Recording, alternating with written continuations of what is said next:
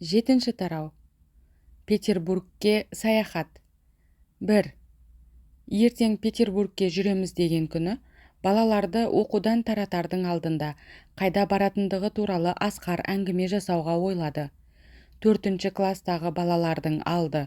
Әке-шешесі туысқан туғаны жоқ. 12-13 жастағы Сағит деген панасыз жетім бала еді.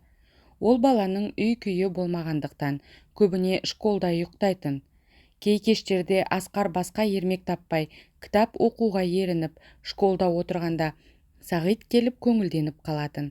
Өйткені Сағит бір жағы ертегішіл, екінші жақтан бір кеңесті бастап берсе толық ұғып алуға тырысып, содан көп сұраулар туады.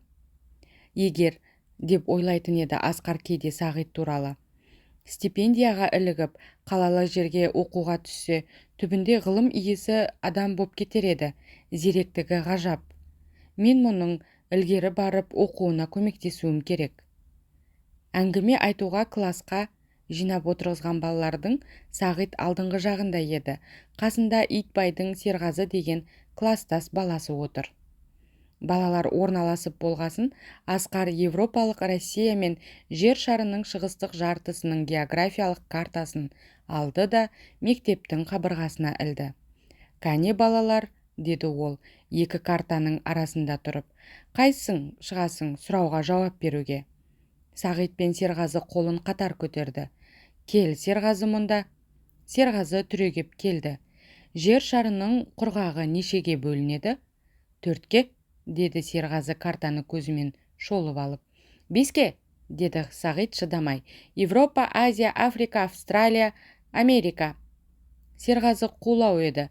Сағиттың сөзі дұрыс екенін көре тұра ол тәсіл тапты. «Мен мына картадағы 4 бөлікті айттым, мұнда Америка жоқ», деді ол. «Мынау қай мемлекеттің картасы?» деді Асқар Серғазыға Европалық Россияның картасын нұсқап. Серғазы таба алмай тұрғанда Сағит тағы айтып жіберді. Бастапқы жауабын елең қылмаған Серғазы бұл жолы Сағиттың қыстырылғанын ұнатпай, ала көзімен адырая қарады. «Россияның патшалығы тұратын қай қала және қай жерде көрсетші?» деді Асқар. Серғазы көрсете алмады. «Мен көрсетем», деді Сағит. Серғазы, «Сен отыр, бері кел, Сағит». Сағит келді. «Россияның патшалығы тұратын қаланың аты не?» «Петербург», «Германияныкі», «Берлин», «Францияныкі», «Париж». «Енді картадан Петербургті көрсет». «Міне», деді Сағит бүгілмей. Одан терең сұрау беруге балалардың білім мөлшерімен есептесіп, Асқар түсінікті тілмен қысқаша жүретін жолының мәнісін балаларға әңгіме ғып айтты. Бірақ бұл әңгіме оған өте қиынға соқты. Өйткені патшаны ол жек көреді. Жек көрген адамын балаларға жақсы кісі ғып көрсетуге болмайды. Жамандайын десе, жоғарғы жердің құлағына шалынады екен деп қорқады. Сондықтан ол патшаның атын немқұрайды атап қана балаларға Петербургті мақтады.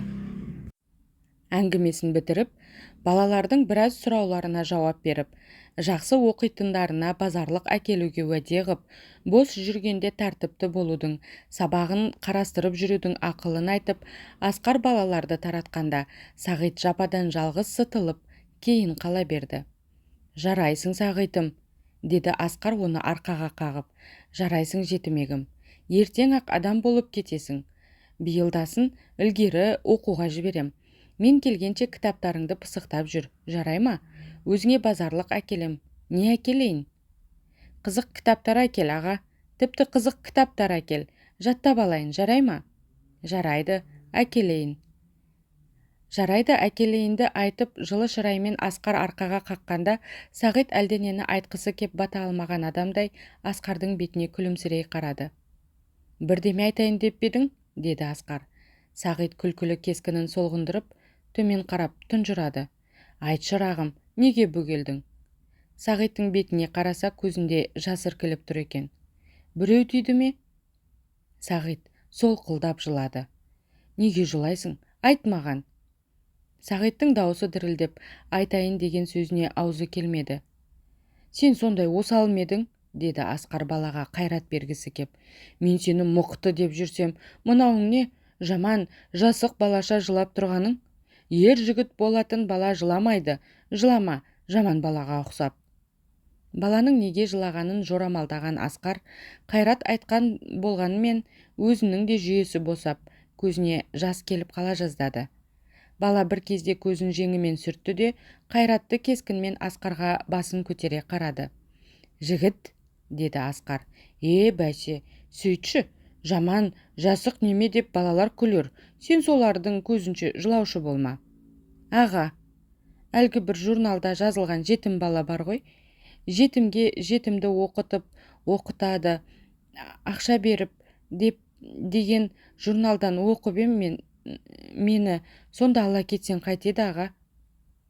Асқар Сағиттың жалынышты кескініне ойлы көзбен қарап тұрды.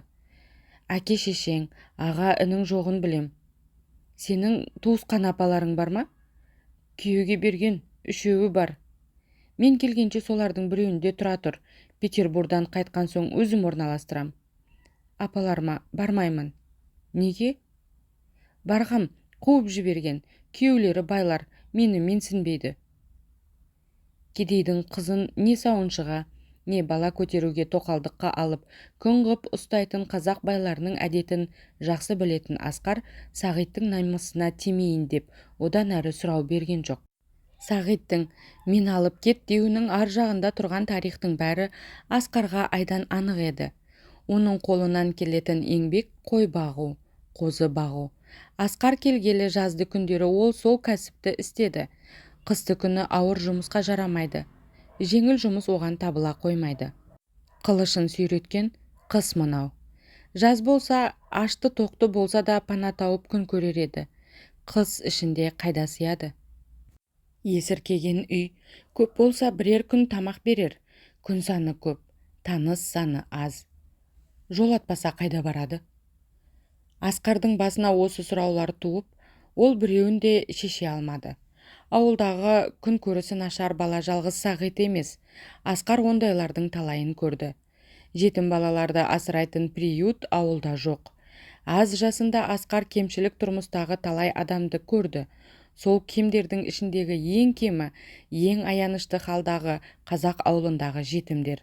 Асқардың бақылауында айуан малдан жетімнің күні анағұрлым жаман.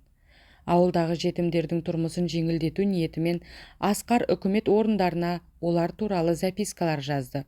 Журналдарға хабарлар бастырды. Бірақ одан шыққан нәтиже жоқ. Ең болмаса оқу жасындағы жетімдердің біразына көмек болсын деген оймен ол Итбай ауылындағы школа қасына интернат аштырам ба деп жыл сайын талпынады. Жыл сайын бұл ойы іске аспай арман боп қала береді. Сағит Асқарға ұнайды. Адам болатындығы, ақылы барлығы, зеректігі оған мәлім. Кітап, газет, журналға құмарлығына оқыған заттарын ұғуына қарағанда 12-13-тегі бала дейтін емес, ер жетіп жігіт боп қалған дейтін. Білімі, ойы, ақылы, тоқуы жас мөлшерінен үздік артық. Егер жағдай болса бұл бала кісі болайын деп тұр. Жағдай ақша. Ақша қайда? Мен келгенше не күн көреді? Деген сұрауына Асқар жауап таба алмай біраз тұрды да. Сағит, сен Кенжетайдікін білесің ғой? Деді оған. Білем. Оның Бурабайда тұратын ағасы Балтабек дегенді білесің бе? Көргем жоқ, естуім бар. Соның үйіне қалдырып кетсем қайтеді? Егер тұрғызса. Мен айтсам тұрғызады. Өзім қайтып келгенше тамағыңа жетерлік ақша қалдырам. Бұған ризасың ғой? Ризамын. Ендеше бүгін кешке Кенжетай Бурабайдағы ағасына жүреді. Сені соған ертіп жіберейін. 2. Үлкен үйге шайға шақырады. Дегенге оянып, тұрып, жуынып, киініп, Байсақалдікіне барған Асқар сонда отырған Итбайды тани алмай қала жаздады. Көкшетау еліне ол кезде Европа киімі жайылмаған еді. Костюм кию былай тұрсын, құлақшынның өзін, молдалар, креске шатыс киім деп құлақшынға әуестенген жастарды оны киюден қатты тыятын. Ат арқасына мінген елдегі игі жақсы да Европа киімін үстіне ілген Итбайдан басқа бір жан болмайтын. Итбайға неге киесің деуге молдалар батпайтын.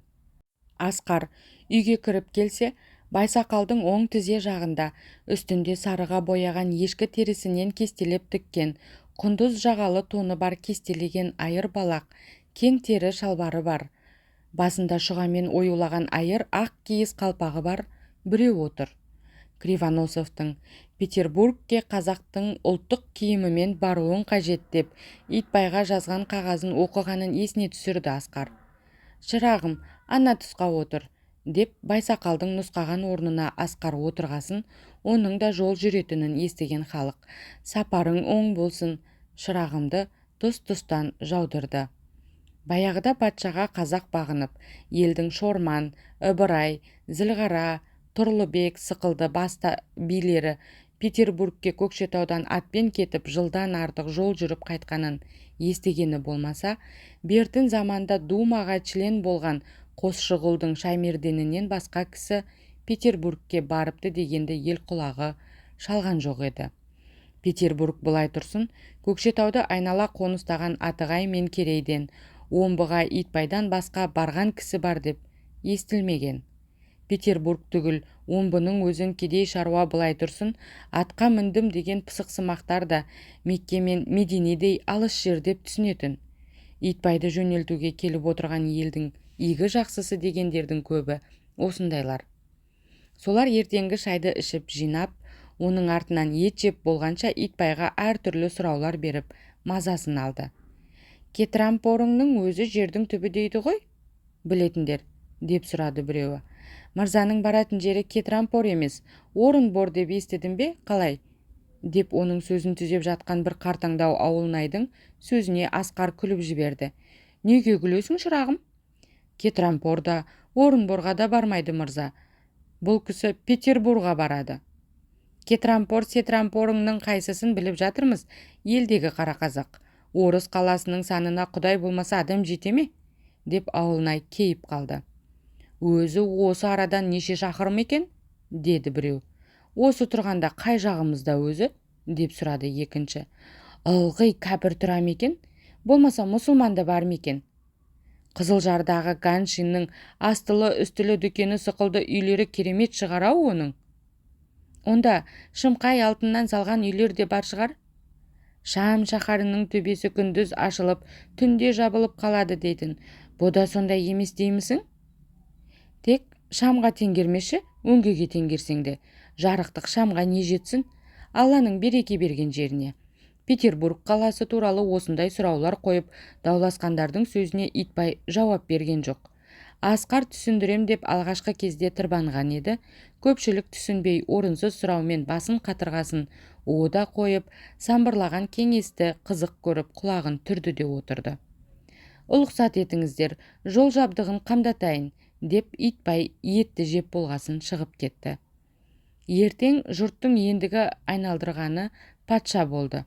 «Патшаның аты кім екен?» дегенге қартаң ауылнай «Мекалай» деп келе жатыр еді. «Тәй, жағын қарысқыр оттама, осы неме қайдан білгір боп кеткен, тәштейіп естірген бұқадай. Саған көсемсіген не керек?» деп бір би қайырып тастады. «Білгенімді айтпайын ба?» деп ауылнай мыңқылдап еді. «Сол ма білгенің?» деді би екіленіп. «Аузыңа келгеніңді шатып отырсың. Шабашидың қақолым деп отырмысың? Патша жарықтықты аты Мекалай болатын?» «Патша екені рас, бірақ тегін жасырған мүртет дегендей, ол жарықтықтың тегі орыс екенін жасырамыз ба?» деді бір ақсақал ауылнай үндемей қалғасын. Азырақ сырқаттаумын дегесін Ғайнулла ишанды оңаша үйге күтіп, дәмін сонда оңаша беріп, көп отырған үйге келмегендіктен шариғат айту теңдігі ақ бас молдаға тиген еді. Ишан келгелі осы молданың берекесі қашты, иығынан су құйылды деп кейбіреудің қалжыңдағанына ақбас молда да амалы жоқ, үндемейтін. Бұрын бір елдің текесі болғанмен, Ишан келгелі оған сөзден сыбаға тимегені раста. «Мына отырған молдадан сұрау керек», десті біреулер патшаның кім екендігін туралы жұрт таласып жатқанда. «Сұрасақ сұрайық», деді би. «Ақбас молда, сен айтшы, патшаны кәпір деуге бола ма?» «Әлбәттә болмайды, Аллаху тағала». «Бәсе солай деші», деді би ақбасты бөгеп. әуелі Құдай, екінші патша ағзам емес пе? Бізді бағып қағатын. Рас па, молда? Рас. Ендеше не бар таласатын? Патшаны кәпір деудің өзі күпірлік. Дұрыс па, молда? Дұрыс емес, деді таласқан ақсақал. Намарот, Шәддат патша болды ма? Болды. Ол кәпір ме? Кәпір. Перғауын патша болды ма? Болды. Ол кәпір ме? Кәпір. Патшаның ішінде кәпір жоқ деуге бола ма онда? Жоқ, болмайды. Ақсақалдың сөзі дәлелді көрініп кеткесін, би бөгеліп қалып еді. Ақбас молда өзінше дәлел тапты. Кәпірді кәпір деуге бола ма? Сіз оны білесіз бе? Деді ол ақсақалға. Енді кім дейміз? Мұсылман дейміз бе кәпір демегенде? Жұрт ду күлді. Онда рауаят бар. Яғни Расулымыз айтқан, ешбір пендені кәпір деуге тоғрилап айту шариғатқа хилаф деген. Кімнің кәпір, кімнің мұсылман екенін бір Алланың өзі біледі деген. Дау көбейді. Әркім әр жақтан әртүрлі сөз айтып, бірін-бірі тыңдамай, Ақбастың басын әңкі-тәңкі қылды. Асқар, сені қақаң шақырады, деді Бүркітбай кіріп. Асқардың өзі де сөзден мезі боп қашқалы отырғанда. Барайын. Қайда? Деп сұрады Асқар, дуылдаған жұрттан сытылып далаға шыққасын. Өз үйіне. Асқар келсе Итбай, Горбунов, Елікбай үшеуі стул қасында отыр екен. Жүрейік енді, күн түске тармасып та қалды, деді Итбай. Міне, деп Горбунов ұсынған қағазды Асқар оқып көрсе, сұлу әріппен тізілтіп жазған паспорт екен. Асқар паспортты оқып тұрғанда Горбунов көзін оның кескінінен айырған жоқ. Кошкин соңғы бір келгенінде Горбуновқа айтқан еді. Губернаторды Андрей қонақ қылған түні таңға жақын мен көшеде Кузнецовтан шығып келе жатқан біреуді көрдім. Өзім мас едім, кескінін айыра алмадым. Досанов сықылды көрінді. Губернаторға доложить етуге анығын білмегесін болмады. Ол Петербургке барады екен. Сіз оны бақылаңыз, сөздерін, жүрісін аңдыңыз. Егер жат мінезі білінсе, маған тез білдіріңіз, деп. Горбунов Асқарды содан бері сынап, оғаш мінез таба алмады. Горбуновтың күдікті көзқарасын сезген Асқар, неге үңілдің дегелі тұр еді, ойын Итбайдың сөзі бөліп жіберді. Итбайдың інісі Елікбайға айтқан ақылына қарағанда, болыстың кандидаты Елікбай екенін Асқар сол арада білді. Бұрын ол кандидат басқа біреу шығар деп жорамалдайтын еді. Ел ұстау оңай емес, деді Итбай інісіне. Ел деген мұз сықылды. Ақырын ұстасаң түсіп кетеді, қатты ұстасаң сынып кетеді. Мынау ел қолыңда қалып барады. Аз күн болса да бағып қаққалы отырсың. Жинап ұстамай, айғырсыз байталдардай бытыратып алма. Қорыққанын сыйлайтын заман. Бір жағын сыйлап, бір жағын ықтырыңқырап ұстамасаң болмайды. Жасы 30-дың жуан ортасына келіп қалғанмен, алдында Итбай сықылды ел бағатын ағасы болғасын. Елікбай жастықтың тізгінін тежемей, балалы, шағалы боп қалғанына қарамай, әлі де болса ойын тойдың, бозбалашылықтың базарын қуып жүрген жігіт еді. Итбайдың жанына жамандық ойламайтын ол, ел меңгерем деген ойды басына еш уақытта келтірмеген. Болысқа кандидат сайлады деген атағы болмаса, билік жұмысына араласуға ойы болмаған. Табан аузында ел басқарам деуді өзіне ауырсынғандай болған Елікбай. Басқа біреуді қалдыра тұрсаң қайтеді, деп еді. Өзің не айтып отырсың? Деп ағасы ұрысты. Байқамай сөйлейтін сен бала емессің. Айтып отырғаның не өзіңнің? Қара шаңыраққа берген Құдайдың бақытын біреуге қиям деп рас айтып отырсың ба? Періштенің құлағына шалына көрмесін мына сөзің. Маған ондай сөзді бұдан былай естіртпе. Болыстықты кішірек патшалықтай түсінеді екен-ау мұның өзі, деп ойлады Асқар. Борис Годунов өлерде баласы Федорға осылай өсиет айтып еді. Үлкен патша мен кіші патшаның ойының арасында айырма аз болады екен-ау. Міне мөр, деді Итбай, қалтасынан дорбаға салған мөрді Елікбайға алып беріп. Сақ бол, ұры қары мөріңді ақ қағазға басып алып, сыртыңнан подлог жасап басып кетіп жүрмесін. Ал отырмай енді, әлгі Бүркітбай қайда кетті? Атты жектіріңдер, жүріп кетейік. Итбай, түс аумай жүрейік дегенмен, өз тұқымының үлкен үйлерінен дәм татып шыққанша, әруақтарға дұға оқылып болғанша күн еңкейіп кетті. Бурабай, қырау қамыс арқылы омбыға тура алып баратын сұлыға жараған денелі екі ақбоз ат көсем жегіліп, есік алдында көп уақыт тұрды. Жайшылықта саждаға басы тимейтін Итбай ағайын туғанымен амандасып болғаннан кейін ишанның айтуы бойынша мешіттен бесін намазын оқып, содан аттанбақ болды. Үйінен мешітке біржола киініп шығып, Асқарды қасына мінгізіп, Бүркітбайға божы ұстатып, ширығып тұрған күмісте екі ақбоз атты ойнақшытып, Итбай мешіт алдына кеп тоқтады. Асқар, сен намазға кіресің бе? Деді ол шанадан түсіп. Өзіңіз барыңыз. 3. Омбыға бірге жүрейік деп хабар салғанмен, келем деген күнінен кешіккесін Алексей тоспай жүріп кеткенін Итбай Бурабайға келіп бірақ білді. Ол кезде Күнтаудан асып кешкіріп қалған еді. Олай болса, жолдағы елдің біреуіне барып қонайық, деп Итбайдың ілгері жылы-жығысы келгенмен, осы арадан ерте аттансақ болады ғой, деді Асқар. Алыс жолға барасың, нан тұзымды татып кет, деп Андрей де жабысты. Асқардың қонамыз дегендегі ойы ботагөзді көре кету екенін Итбай аңғарды.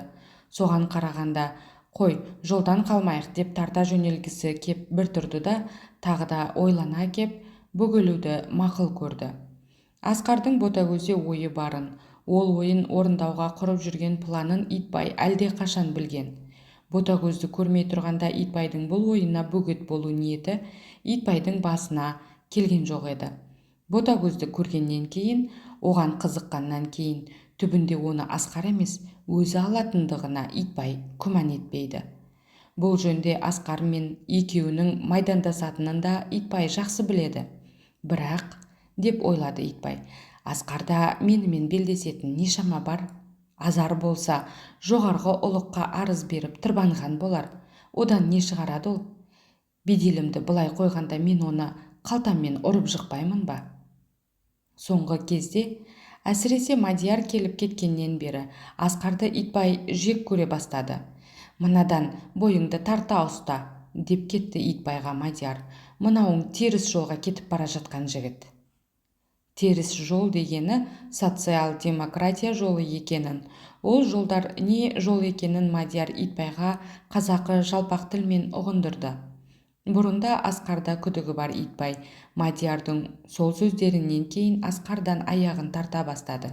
Сөйте тұра, Асқарды оның Петербургке алдын алып бара жатқан себебі мынау. Итбай орыс тілін шала біледі. Петербургте осы жолы министрлерге, кәтте патшаның өзіне жолығуына оның күмәні жоқ. Үлкен ұлықтың алдында дарақыланып, аузына келген сөзді оттайтын адам Итбай емес. Өзінің салмағын жеңілдететін жерден ол бойын тартып ұстайды. Патшаға, министрлерге жолыққанда, деп ойлады Итбай, шала білген орысшаммен былдырақтағаным бойыма мін болар. Одан да тілмаш арқылы сөйлескенім келісер. Менің орыс емес екенімді олар біледі. Сондықтан орысша білмеуімді сөкпейді. Тілмаш арқылы сөйлесуім салмағымды ауырлатуы мүмкін. Тілмашты менің күтушім деп ойлауы мүмкін. Асқардан басқа тілмаштың ретін Итбай ойлап келтіре алмады. Орыс тілін білем дейтін және Асқардан көрі сенімді әркімдер бар. Бірақ өзі білетін адамдардың, әсіресе маңайдағы қалалардың орыстарының айтуынша, Асқардай орыс тіліне жетік адам қазақта жоқ. Қазақ былай тұрсын, дейді Итбайға тамыр орыстары. Орыс тілін сенің учителіңдей білетін орыс та аз. Ол жабайы орыс түгіл, урядник сияқты кішігірім төрелерден де орыс тілін артық біледі. Итбайдың да ұлттық тәкаппарлығы бар. Патшаның, министрлердің алдында Асқар орыс тілін маймаңдатып сөйлеп тұрса, мен түгіл, бүкіл қазақ атаулының шоқтығы көтерілмей ме, деп ойлайды Итбай. Міне, осы ойлармен бір жағы Асқардан артық тілмаш таба алмай, екіншіден Асқарды ұзақ жолда қаттырақ сынағысы кеп, бірақ бұл ойын Асқарға да, басқаға да сездірмей Итбай Асқарды жолға алып шықты.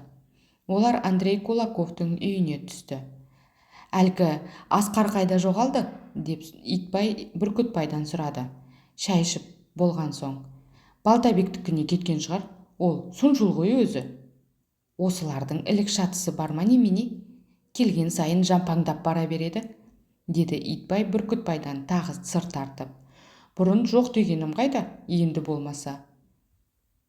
Енді болмасаның мәнін айтшы. Талай айтқан сөзім болса да маған осы сөзді қайталата бересіз-ау, қақа. Мына қалың бермеген жүзіктің көзінен өткендей қылыштай қылпылдаған жас жігіт. Анау аққудың көгілдіріндей желкілдеп өсіп келе жатқан бүлдіршін қыз. Ол қыз ботагөз десе ботагөз. Тұнжыраған қарақаттай екі көзі жаутаңдап мөлдірейді де тұрады. Асқар соны сағалап жүр. Сен осы сөзді жай қалжыңмен айтасың ба? Болмаса бірдемені білесің бе? Немесе жай солай-ау деп жорамалдайсың ба? Көзім көріп, қолым ұстаған белгім бар дей алмаймын. Бірақ егер мен кісі танитын болсам, осы қызда Асқардың олда білді көңілі бар. Солай ма? Деді Итбай түк білмегенсіп. Итбайдың сөз түрін, ернінің емеурінінен ақ аңғарып үйренген Бүркітбай көмекейінде бірдеме тұрғанын шамалады. Ботагөзді айттыру туралы ойын Итбай айтпағанмен, осы қызда көңілі бар дегенді Бүркітбайдың құлағы шалғандай еді. Қақа, деді ол, сондықтан қылмыңдай сөйлеп. Ілуге тұратын аң. Егер шыны қыласыңыз кетсе, мен ағасының тамырын басып көрейін. Неміз кетіпті, ат-тонымызды алып қалмас, не дер екен? Бүркітбай, бұл жолы сөз қозғамай-ақ қояйық. Ұзын тұсауы қолда ғой. Қайда барар дейсің? Сен Асқардың ізін аңдып, сол жаққа барып қайт. Не ғып отыр екен? Мен кеше қонақтармен отырып кеш жатып ем, ұйқым қанған жоқ еді. Сен қайтқанша аздап мызғи тұрайын. Бүркітбай жөнеле берді. Әй, Бүркітбай, деді Итбай. Мынау Андрей итің аш жатқызбай ма екен бізді? Бір семіз қаздың басын қырыққан? Ендеше бар, көп кешікпе бірақ. Бүркітбай шығып кетті. Бұл кезде Асқар, Балтабек, Кенжетай үшеуі Балтабектің үйінде кеңесіп отыр еді. Қастарында Айбала, Сағит, Ботагөз. Соңғы үшеуі тыңдаушы ғана. Сапарың оң болсын, Асқар, деді Балтабек амандықтан кейін. Түсі игіден түңілме деп, тумасаң да туған інімдей көремін сені. Міне түн жамылып отырмын ғой, аман барып, сау қайтуыңа тілектеспін. Мен білмеймін бе оны? Саған айтайын деген бір сөзім. Анау күні көзің көрді, Амантай нағашым жазықсыз ұсталды. Сүйегім деп іздеп келіп үйіме әлде қалай бір дәм жазып түскені еді. Мұндай күйге ұшырағаны шымбайыма қатты батады. Күш қазандай қайнайды, күресерге дәрмен жоқ дегендей. Асқардың көз қыры Ботагөзге түсіп еді. Оның көзінде мөлдіреген жастың тамшылары маржандай тізбектеліп, омырауына домалап жатыр екен. Асқар қарағанын көрген Ботагөз көңілдегі ойын ашығырақ білдірейін деген кісідей, немесе Асқарға шаққандай өксіп алды. Айбалаға қараса ода көзін сүртіп отыр екен.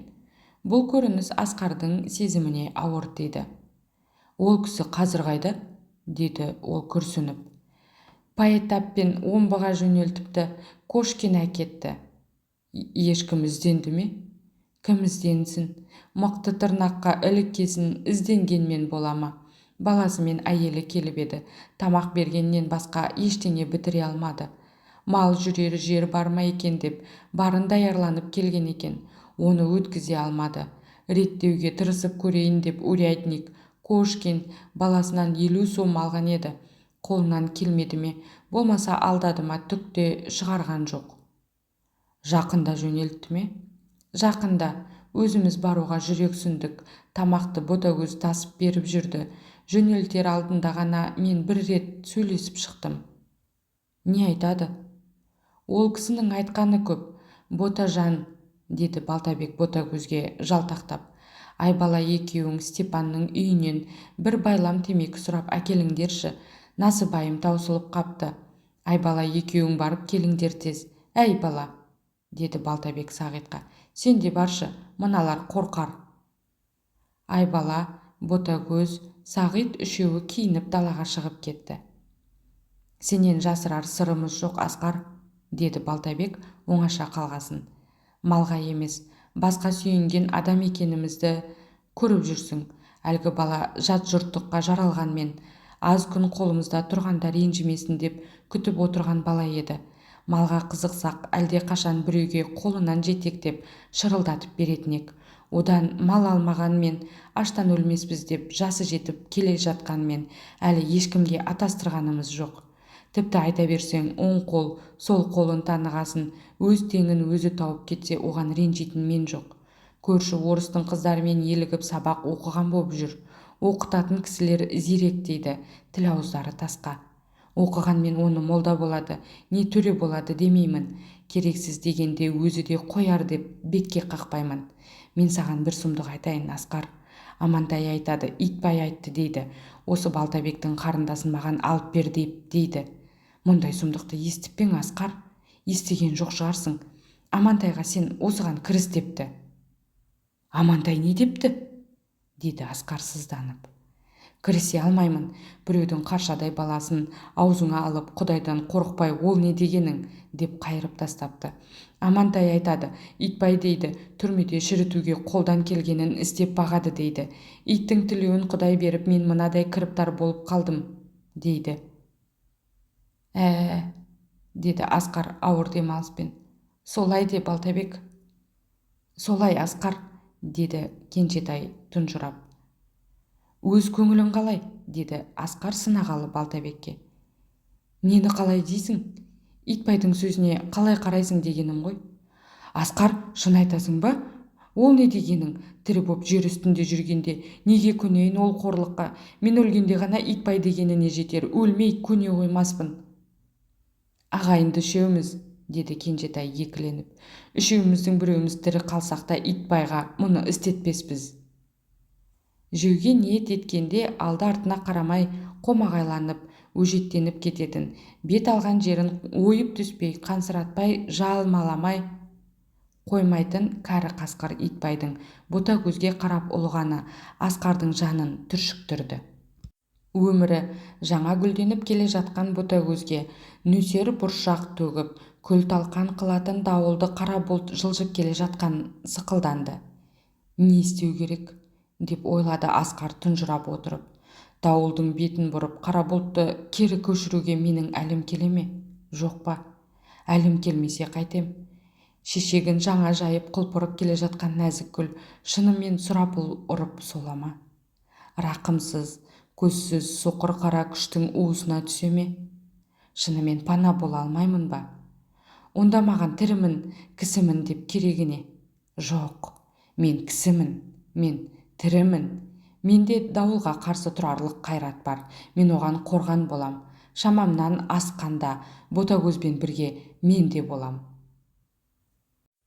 Жә, солай, Асқар, деді ауыр оймен аз уақыт еңсесі түсіп, төмен қараған Балтабек басын көтеріп. Дос жар болғасын шағып отырғаным ғой. Бірақ иттің иесі болса, бөрінің тәңірісі бар, деген Итбайдың аранын ашқанына күйреп отырғам жоқ. Өлім біреу, оның зорлығына тірі боп көнбеймін. Әуселесін көрейін, қарақшы кәззаптың. Не істер дейсің? Деп Асқар Балтабек пен Кенжетайды жұбатқан болды. Бірді айтып, бірге кетіп қалам, деді Балтабек. Менің саған айтайын дегенім, сен омбыға бара жатырсың. Заң күнді кісіден сұрайтын жігіт емессің. Амантайды бұдан қуынатын кісінің жоқ екенін көріп отырсың. Ақ іс, сұрап табарсың. Тілеуің алдыңдағы жігітсің. Сен осы жұмысты қарастырып көр. Сәті түсер жері бар мекен? Оның айып шамы жоқ. Қалтаңа ептеп тиын сейін да салайық, әлімізше. Біреу-міреудің аузына жалатуға керек болар. Алымның заманы ғой. Итбайдың ниетін естіген Асқар, омбыға бармай қайтып кетсем қайтеді деп ойлап отырған еді. Мына сөз оған қамшы болды. Ботагөз бен Балтабектің керегіне жарауымның бұл бірінші жол екен, деп ойлады ол. Әрі қарай барам бармасымды омбыға бара көрермін. Мына жұмысқа әдейі арнап барайын, ізденіп көрейін. Мүмкін адвокаттардан ретін табатыны бар шығар. Оқасы жоқ, деді Асқар Балтабекке ойын қорытқасын. Ізденейін, сәті түсуі мүмкін. Ендеше біз қамданайық. Түкте қамданба, ақшаның маған керегі жоқ. Адвокат жалдасам өз ақшам жетеді. Шыққан шығынды қайтып келгесін алармын. Ал жасырын параны мен бере алмаймын. Егер ісіңді реттеймін деп тұрса ше, онда да бере алмаймын. О не дегенің, Асқар? Онда не болды? Құрғақ аяққа бата жүре ме? Сен олай деме, Асқар. Құдай оңдап алымға ілігетін жер болса аянба. Осы кезде Ботагөз, Айбала, Сағит Степандікінен темекі алып қайтып, үй алдындағы кішкене қараңғы қораға кіріп, есікке жақындаған кезде біреудің тықыры естілді. Тықырлаған Айбаланы ұстай алып еді, қолы төсіне тиді. Бұл кім еді, ойбай, деді Айбала дауысы қаттырақ шығып. Ботагөз Айбаланың артына тығылды. Әлгілер бірдемеден қорқып жүрме, дауысы шығады, деді Балтабек орнынан тұрып. Өй, кімсің? деген Айбаланың сөзі құлағына тигесін, Балтабек ұшып түрегеліп босағадағы балтаны қолына ұстай жүгіріп барып есік ашып еді. Айбаланы біреу құшақтап тұр екен. Ботагөзді итбай алып қашып кетті ме деген қауіп кіріп, есік алдына жүгіре шыққан Балтабек Айбаланы құшақтап тұрған Бүркітбайды жағадан алды да балтаны тастай беріп шекеден жұдырықпен періп кеп жіберді. Өй, сенің есің дұрыс па? Мен, деп Бүркітбай сасып қап, оның не, қатыныңды жейді дейсің бе? Кімсің? Бүркітбаймын. Не қып жүрсің? Езуіңді ұрайын, мұндай қатын жанды боларсың ба? Тапа-тал түсте кім жейді дейді қатыныңды, сонша алап ұртып, айдың күннің аманында. Ботагөз қайда? Деді Балтабек Бүркітбайдың жағасын босатып Айбалаға. Мен мұнда, аға, деді Ботагөз. 4. Асқардың оқыған тарихи материалдарына қарағанда, Омбы қаласы 1714 жылы Петр I-нің бұйрығымен салынған. Ондағы ниеті қазақты, моңғол тұқымдас елдерді ішіне ала Қытайға қанат жаю. Балтық теңізінің бергі жағасынан шведтерді қуып, Европаға Россиядан терезе ашқаны сықылды. Омбы арқылы қиыр шығысқа, Орынбор арқылы Орта Азияға терезе ашу. Петрдің бұл ниеті Россия патшалығының 200 жылдық отарлану саясатымен аяқталды. Оның жеңіл өткен жерлерінің көбі алынды. Соның бірі Қазақ даласы. Осындай тарихына қарап, бастапқы кезде Омбыны жек көрген Асқар, оның школында біраз жыл оқып, білімінің дәмін татқаннан кейін қала туралы ол пікірін өзгертті. Патшаның саясатына қала айыпты емес деп ойлады ол. Омбы мәдениет кіндігі. Оқып жүрген кезінде елді сағынатын Асқар, елде жүргенде Омбыны сағынатын еді. Оның сол сағынуы Омбыға бет алып шыққаннан кейін бұрынғысынан күшейген тәрізді. Ол тез жетуге асықты. Бірақ суыт жүрген кісі атпен арада 3 қонып жететін Омбыға итбай табандатқан 10 шақты күн жүрді. Жолдағы елдер Керей, Қыпшақ, Уақ рулары еді. Солардың басты адамдарында итбайды білмейтіні аз екен. Оның үстіне құданың құдасы, жиеннен туған жиеншар сықылды іліктері де көп болар ма? Соларға қонақтап асықпай жүргендіктен Омбыға 10 шақты күнде зорға жетті. Жолшыбай көңілсіз келе жатқан Асқар Омбыға жететін күні түлкіге түсетін бүркіттей бойы елегізіп, бұйыққан орнынан көтеріліңкіреп отырып, тымағын сыпырып қолына алды. Күндіз аздап қырауытып буалдырланған ауа райы кешке қарай жадырап, аспан ашылған еді. Омбыны сағынған Асқарға қаланың шет жағындағы тапал қарағай үйлердің өзі аспанмен таласқандай биік көрінді. Омбы білім ордасы деп ұққан оған, Омбының ауасынан білім иісі шығып тұрған тәрізденді. Көше бойындағы діңгектердің үстінде әлсіздеу жанған электр шамдарының барлығы оған күндей көрінді. Суыққа бойы шираған бағана басындағы сымдар өз бетімен шыңғырып, гитар күйінің дыбысын бергендей болды. Көшенің жолы тақтайдай даңғыл екен. Әй, деді итбай Бүркітбайды иығынан тартып. Бүркітбай, не айтасың дегендей бұрыла қарағанда. Енді божыңа ие бол, біреуді қағып кетпе, мұнда кісі құмырсқадай көп жүреді. Бірақ есіңде болсын, омбыда осы мезгілде көшеде байлар рисактарын жарыстырады. Егер сондайларға кездесе қалсаң, алдыңа түсірмеуге тырыс. Ертістен өткеннен ақ Бүркітбай көсем атты қатар жегіп алған еді. Желдей жүйрік біреу кездеспесе, біздің екі аттан озуы құдай-ақта, деді Бүркітбай жиналып. Тек, деді Итбай, кепиет сөз айтпа. Шеткі көшелерді біраз бойлап жүргеннен кейін жолаушыларға учительская семинарияның үйі кездесті. Бұл үй Асқардың көзіне анасындай жылы ұшырап, оның барлық ой сезімін өзіне тартты. Үйдің жататын, оқитын бөлмелері оның көзіне елестеп кетті. Оның түсе қалғысы келіп еді, ширыққан, қызған аттар жұлдыздай ағып өте шықты. Келіп қалды, деді Бүркітбай, семинариядан өткен кезде артына қарап. Не кеп қалды, деді Итбай елегізіп. Тырнадай ербеңдеген ана бір ұзын сирақ ат әлгінде көлденең көшеден ағызып келе жатыр еді, енді артымызға түсті. Екпіні сұмдық, аттай дайын ба?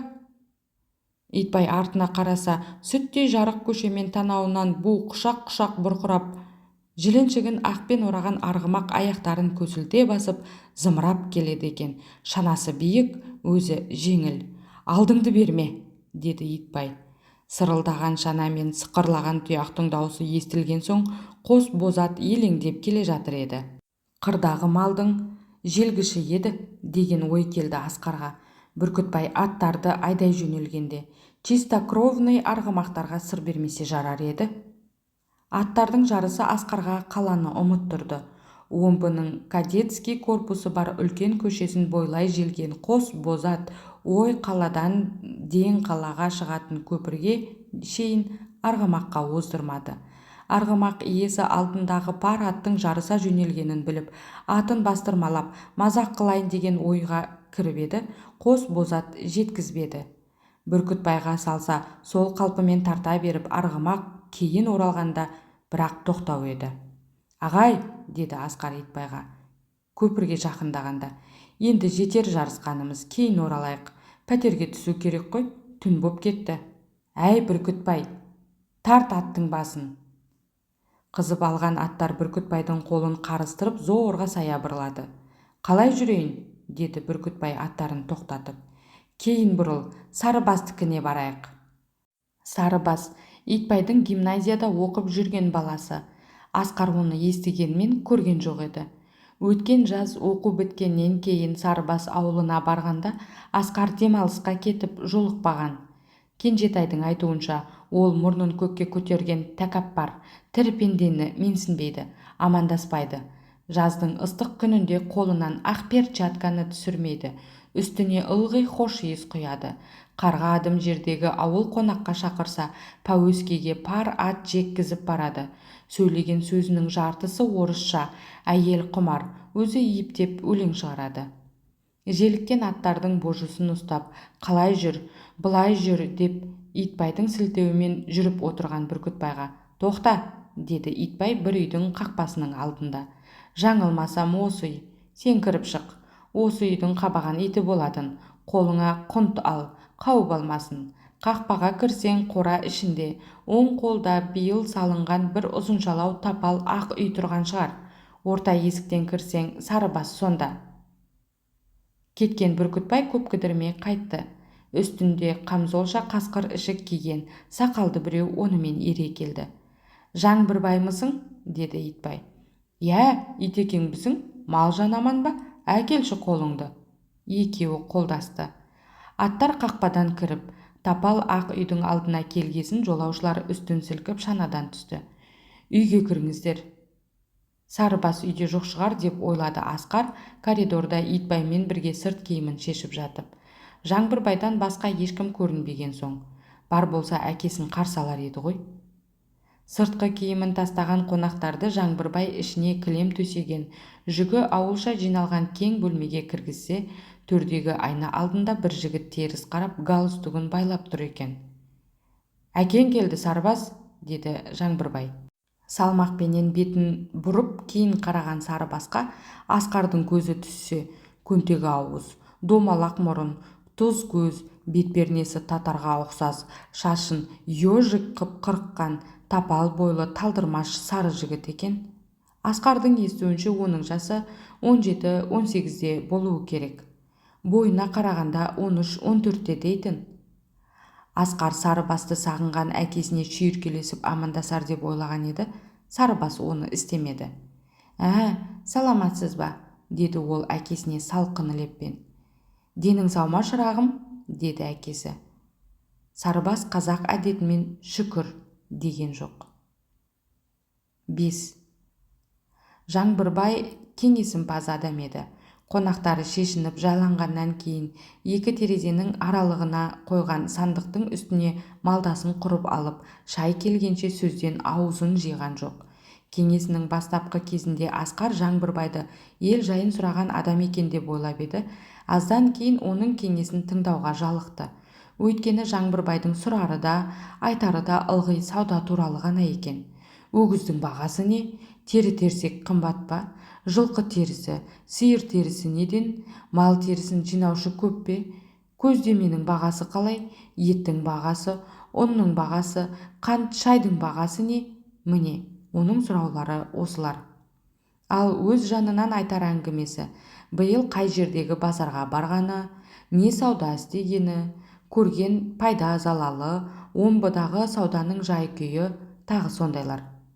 Өзінің де сауданы жақсы көруінен бе, болмаса Жаңбырбайдың ажарына қарағандық па, Итбай да оның кеңесіне ұйыған кескінмен анда-санда тіл қатып қойып, тіл қатпағанда басын изеп қойып, Асқардай жалыққандық белгі көрсеткен жоқ. Тоңазып қалғанын үйге кіріп шешінгеннен кейін білген Асқардың денесі шайдан кейін жылынды. Жол соқты боп шаршаған Бүркітбай атын жайғастырғасын шайға шейін шынтақтап жатып қалғып алып шайдан кейін.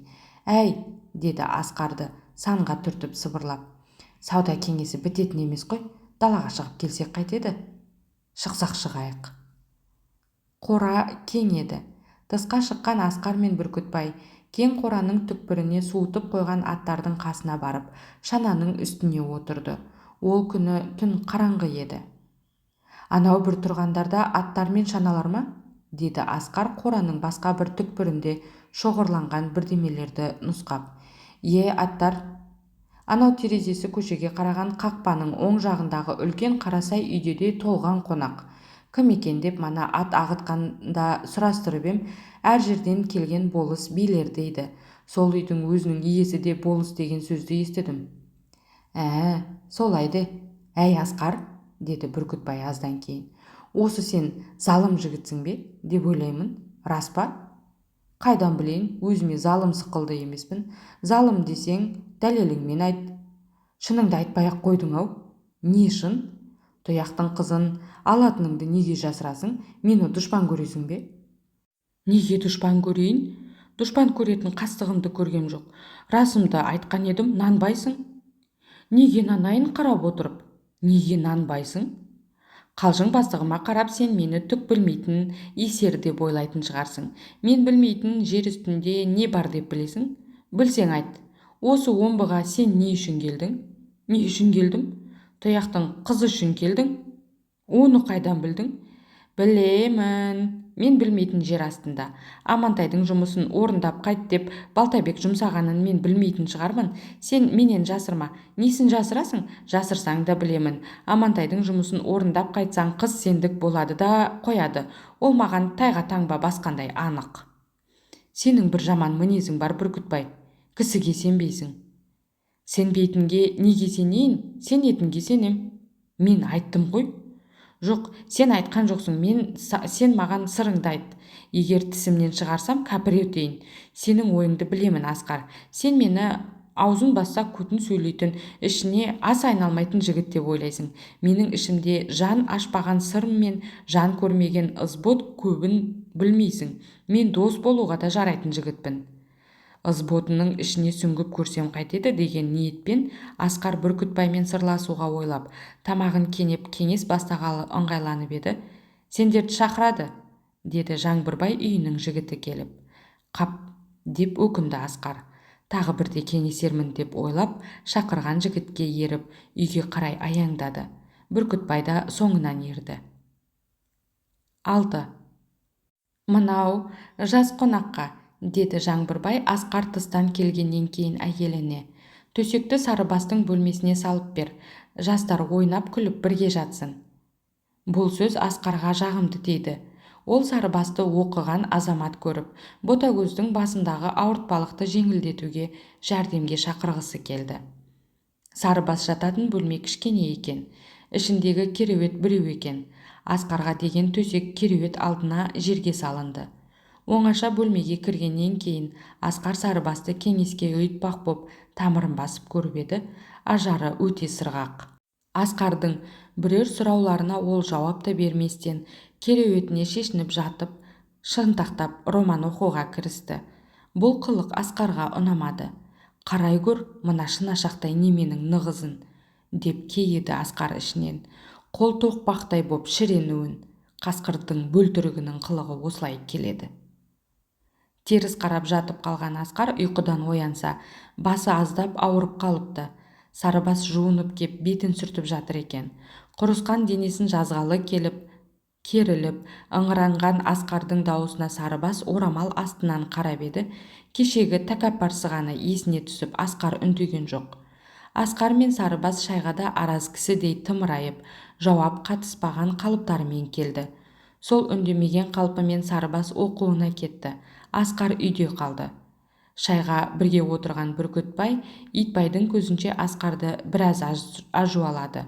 «Қалай батыр?» деді ол қылмыңдап. «Түсіңе ел жақ кірді ме? Ондағы жұрт есен сау ма екен?» Ондағы жұрт деген сөзден Ботагөзді жорамалдаған Итбай жымиып күлді. Ол күлкіге түсінген Асқар Бүркітбайға тігін келді. «Сен-ақ еріге береді екенсің», деді ол. Ерікпей, әкем Көккөз жаңа өліп отырма, үйде ерікпе, омбыда ерікпе, енді қайда ерігеміз? Қалжың бастық не керек? Қалжыңдап мен саған не айттым? Ел жұрт аман бекен деген сөзде қалжың болғаны ма? Қойшы өзің. Мына байғұс неден қысылды? Қарап отырып танауын қусырылғаны несі? Асқар шыдамай тысқа шығып кетті. Аздан кейін Жаңбырбай да шықты. «Ағай», деді тысқа шыққасын ашуын басқан Асқар, «осы қалада жақсы адвокаттар бар ма?» «Неге болмасын? Бұл қалада нелер жоқ дейсің?» «Қазақ адвокат бар ма?» «Бар. Фамилиясы кім?» «Құзғынбаев. Семейден бе? Анығын білмеймін, әйтеуір бір жақтан келді. Жұрт осыны білгір деп жүр. Орыстар да мақтайды, алған ісін іс қып шығарады». «Адресін білесіз бе?» «Білем, осы арада жақын, жаяу баратын жер. Қазір үйінде де шығар. Немене жұмысың бар ма еді?» «Жай әншейін, жолығатын азғана шаруам бар еді». «Оған баратын болсаң, қақпадан шығасың да, оң қолға бұрылып 2 квартал жүресің. Содан сол қолға бұрылып 2 адым жүргесін, алдыңнан бір кішкене алап кездеседі. Алаптың оң жақ бетінде терезесінің алдына қайың өскен, қызыл төбелі жаңа қарағай үй бар. Сол үй». Жаңбырбай сілтеген жолмен Асқар жүріп келіп, терезесінің алдына өскен қайыңы бар жаңа ағаш үйді тауып, сыртқы есіктің басқышымен көтеріліп, есіктің тұтқасына қолын салса, тұтқаның қасында алақандай жезге жазба қарыптармен ойған «Кузгунбаев» деген жазу тұр екен. Есіктің маңдайшасынан салбырап тұрған ілмегі бар сымды қоңыраудың сабағы деп жобалаған Асқар ақырын тартып қалып еді, қоңырау даусы шылдыр ете түсті. Аздан кейін есіктің ішкі жағынан ит абалап, есікті тырнап, коридорды басына көтерді. «Перестань! Цыт!» деген әйел даусы естілді ішкі жақтан. «Мүмкін бе?» деді Асқар есік ашқан бұйра шаш, зор денелі, толық ақ шұбар орыс әйеліне. «Сізге кім керек?» «Кузгунбаев». Әйел Асқардың бас-аяғын көзімен бір шолып өтіп, бар деуге де, жоқ деуге де білмей аз тұрды.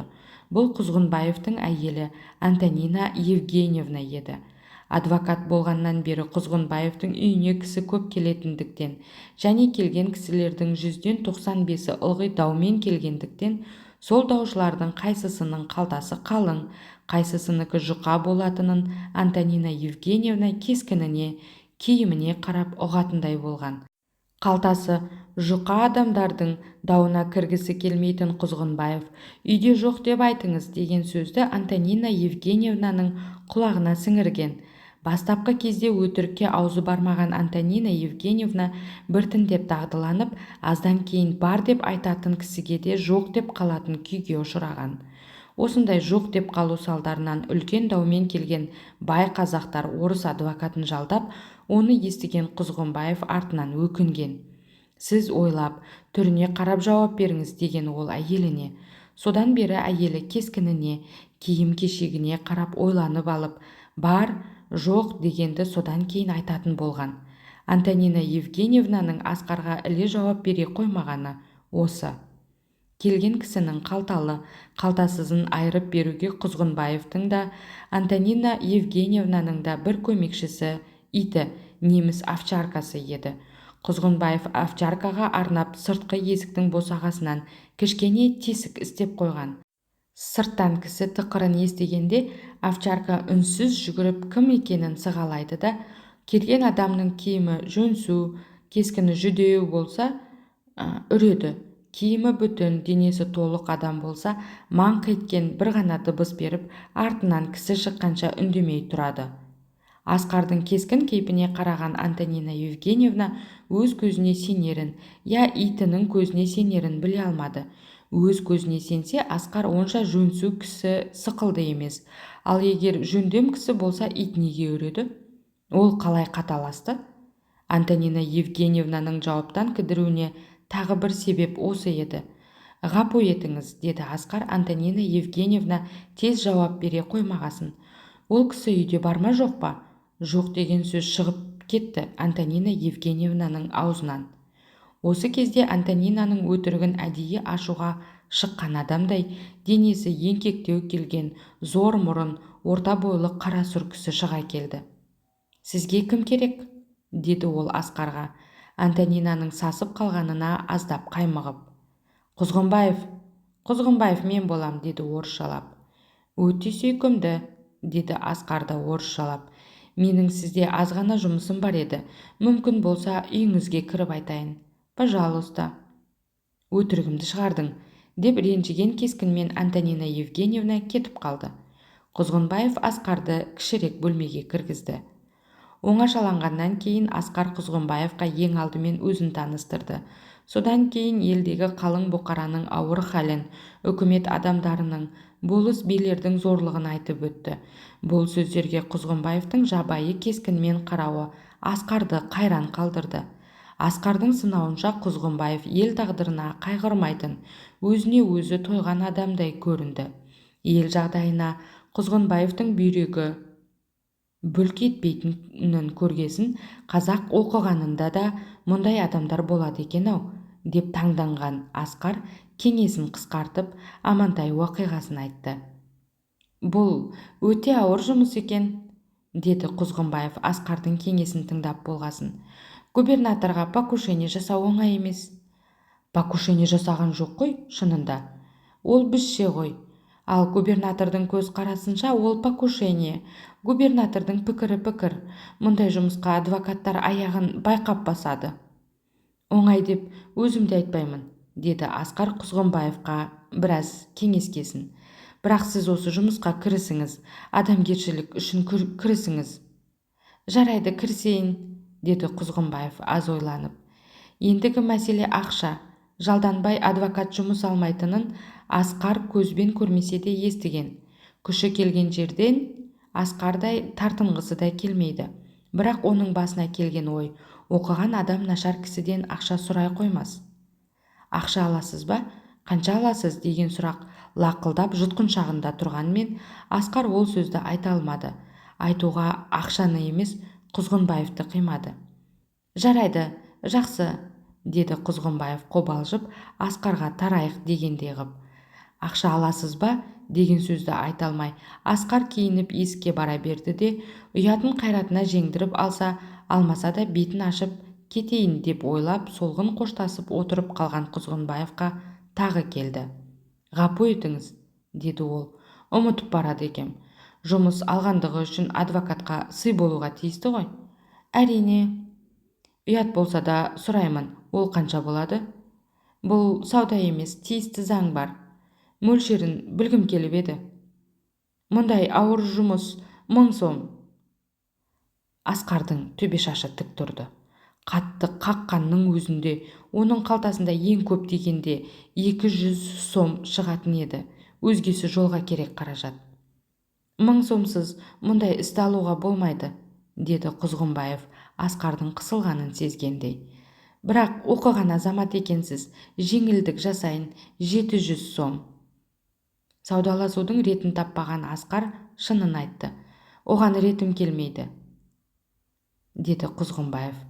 Бір есептен бар ақшаны осыған беріп, Петербург баруды қойып, елге қайтсам қайтеді деген оймен Асқар Құзғынбаевты қалта мөлшеріне қарай бұрмалайын деп еді. Құзғынбаев болмайды деп отырып алды. Ренжіген Асқар Құзғынбаевқа қош айтпастан үйден шығып көшеде жүріп келе жатып ойға батты. Оны реніш теңізіне тұншықтырған бір ой. Құзғынбаев сықылды оқыған адамның мынадай қара ниеттігі. Оқығаннан мұндай ақша құмар шығады деген ой Асқардың басына бұл күнге шейін келмеген еді. Жауыз, қара ниет, деп сөкті ішінен Құзғынбаевты Асқар. Халықтың дұшпаны, оқығаннан да мұндай арам ниеттер болады екен, оқығанның да итбайы болады екен. Мырза, тоқта, деген дауысқа Асқар басын көтеріп қараса, Бүркітбай екен. Жаңбырбайдың үйіне келгенін білмей қапты. Неғып тұрсың? Деді ол Бүркітбайға. Сен аңдып тұрмын. Менің немді аңдисың? Жолың болды ма? Не жол? Жай әлгі адвокатқа сөйлескеніңді айтам. Қойшы Бүркітбай, сен ақ дүниедегі бар пәлені тіміскілей береді екенсің. Рас айтам, келістің бе? Асқар үндемей өтіп кетті. Қабағың тым түсіп кеткен екен, деді Бүркітбай орнында тұрып қалып. Жемқор неме дейтін еді, аранын кең ашқан ғой деймін. Менен әзірге сырыңды жасыра тұр.